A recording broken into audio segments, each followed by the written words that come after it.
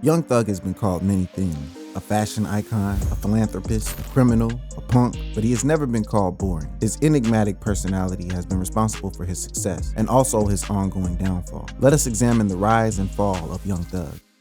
Childhood. Before Young Thug got to experience all the extravagance and glamour, he was born in the hood on August 16, 1991, as Jeffrey Lamar Williams, the 10th child of 11. Being born in the Jonesboro South Project with so many siblings could not have been easy for young Jeffrey. When he was still just a kid, he witnessed one of his brothers get gunned down right in front of him over a gambling dispute. Another one of his brothers was sentenced to jail for murder. From a young age, he was already drawn to the life on the street. His older brother, Quintavious Greer, popularly known as Unfunk, mentioned that although he tried to steer Thug away from the streets, Thug just kept following him. Unfunk once said, "We used to just run around doing all types of things. I used to try to steer him away from the street life. I used to run in the streets and he would try and follow me. I'd be like, no bro, go to the house." He always wanted to be around me. Young Thug was involved in a lot of altercations in school. One incident in elementary school had him break his teacher's arm. Eventually, his actions caught up to him, and he had to spend 4 of his adolescent years in a harsh juvenile detention program that Thug described as a real jail. In an interview with the Rolling Stones, he mentioned the detention had no windows or nothing, and all he did there was gamble and smoke. It was really after the juvenile program that Young Thug started to record music. 1017 Brick Squad. Young Thug managed to remain involved with rap, even with his street involvement. Between 2011 and 2012, Thug released 3 parts of his mixtape series, I Came From Nothing. The first taste of success Young Thug had came from being signed to fellow Atlanta rapper Gucci Mane's record label, 1017 Brick Squad Records. In 2013, on releasing his 4th mixtape, 1017 Thug, it was met with critical acclaim from a number of music critics and magazines. The hits on the album like Pikachu and 2 Cup Stuffed immediately shot Young Thug to one of the most anticipated rappers in the game. Young Thug had a unique ability to make weird, distinct sounds catchy in his track. He released another hit song in 2013, Danny Glover, which spurned remixes by more famous artists at the time like Nicki Minaj and Wale. At the end of 2013, it was obvious to most that Thug was one of the main players in the future of rap music. There was much talk about major industry players like Future and Birdman scrambling to sign Young Thug. In June 2014, Young Thug finally confirmed that he signed with 300 Entertainment, leaving one of his mentors and close friends' record label, 1017 Brick Squad Records. In December 2014, he was dubbed the most exciting new voice of hip-hop. Sustained success. In the years following 2014, Young Thug had gone on an unbelievable run of hits, making the Billboard Top 100 chart his permanent home. Beginning with Lifestyle, a Rich Gang project engineered by Birdman that had Young Thug and Rich Homie Quan producing one of the biggest rap hit singles of the year. During his streak, everything Thug touched turned to gold. Every song was magic. Beyond being hits, songs such as Best Friend, Wyclef Jean, Pick Up the Phone, Check, and Power are some of Thug's best works till date. Thug was on top of the world, and even the biggest rappers like Kanye West and Drake wanted his music on their tracks. His collaboration with Camila Cabello in 2017 on Havana earned him his first #1 single on the Billboard Hot 100, a feat he would repeat with Travis Scott's Franchise and Drake's Way Too Sexy. In 2018, Young Thug won the Song of the Year Grammy with Childish Gambino. Since he got to the top in 2014, he never slowed down. The crazy run Young Thug had by the end of 2020 had many music critics and magazines recognizing his influence on rap.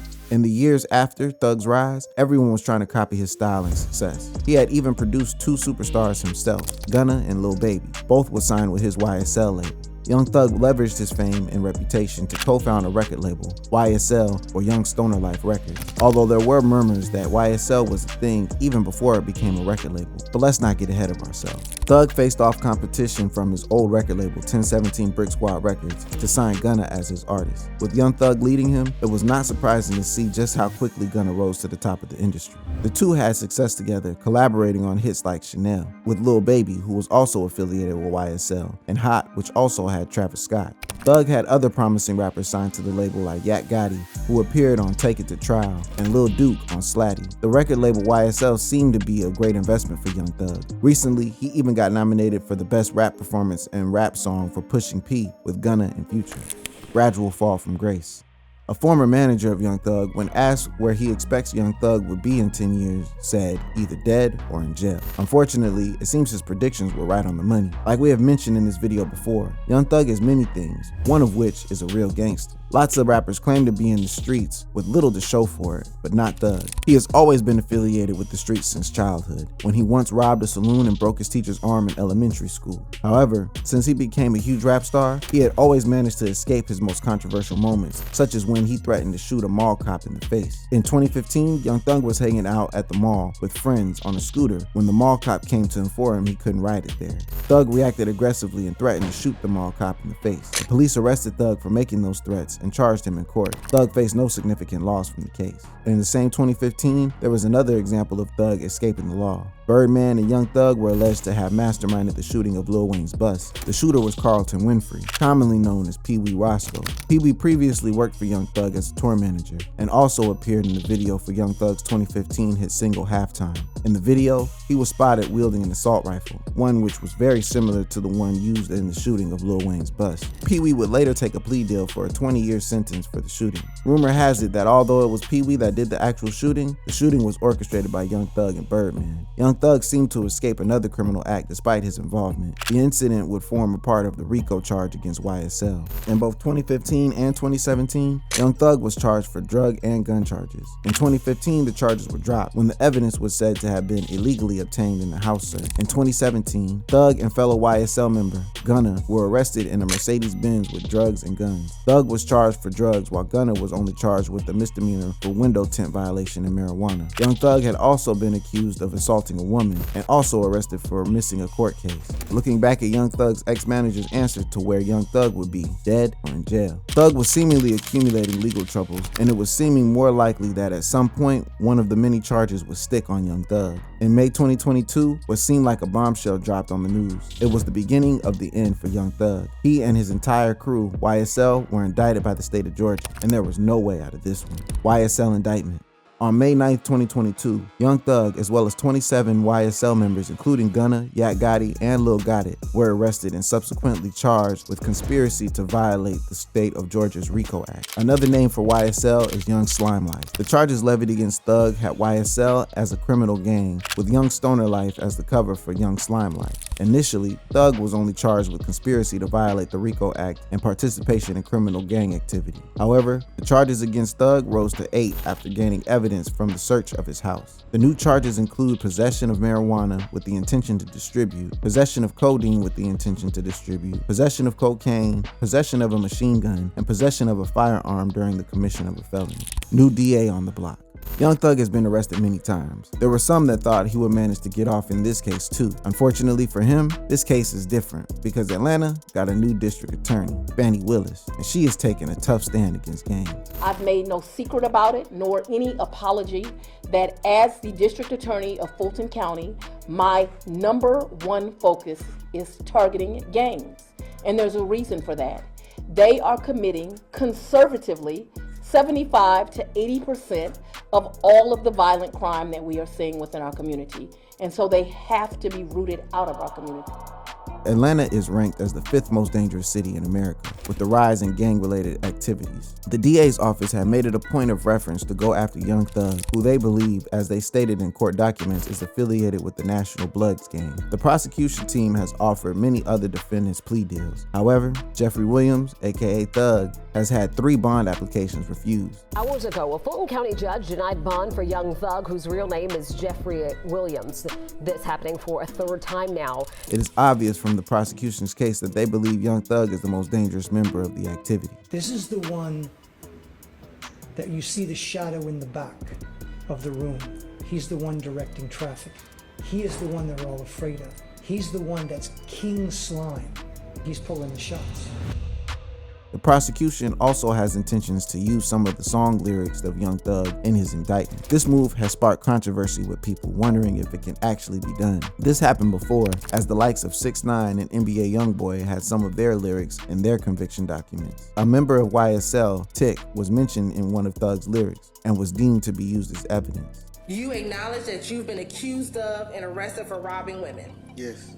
You acknowledge that you are the same person referred to as Tick in the song by Young Thug entitled You, in the verse, she getting robbed by Tick. Yes. Plea deals.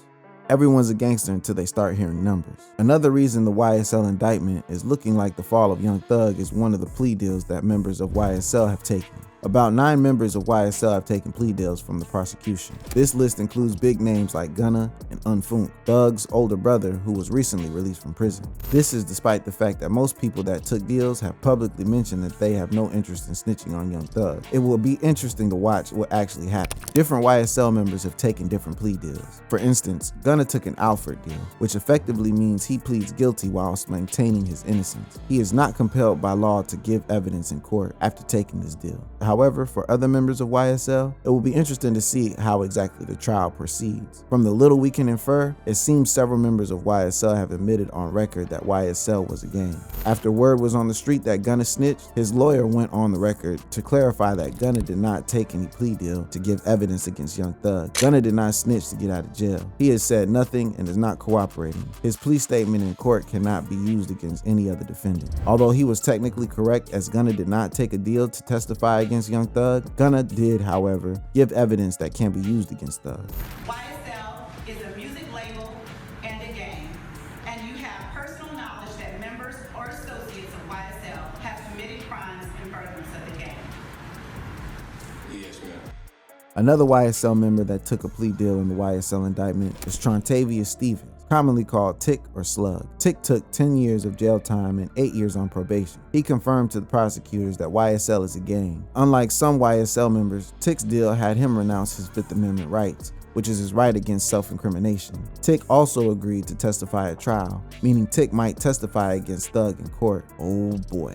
Well, it is important to mention that not all YSL members took plea deals. Tinquarius Mender, also called Nard, and Durante Beebe of YSL declined the plea deals. Nard's decline of the plea deal was really impressive since he's facing up to 50 years in jail. Spending half a century in jail for your homie is quite something. Detention. Young Thug is currently being held in detention in Cobb County with multiple attempts at bail denied. Thug's attorney described the jail as inhumane and torturous, alleging that Young Thug was held in solitary confinement with no exercise. Although the jail officials claim that Thug is kept alone for his own safety and is given the right to exercise. Young Thug has always been impulsive. He says what he wants and does what he wants. He doesn't fear the consequences of his actions. Most rappers and musicians wish they could be as real as Thug. Unfortunately, being real comes with a price, and Thug might finally be paying that price. If you enjoyed this video, check out our other awesome videos on the channel. Thank you for watching, and we'll see you next time.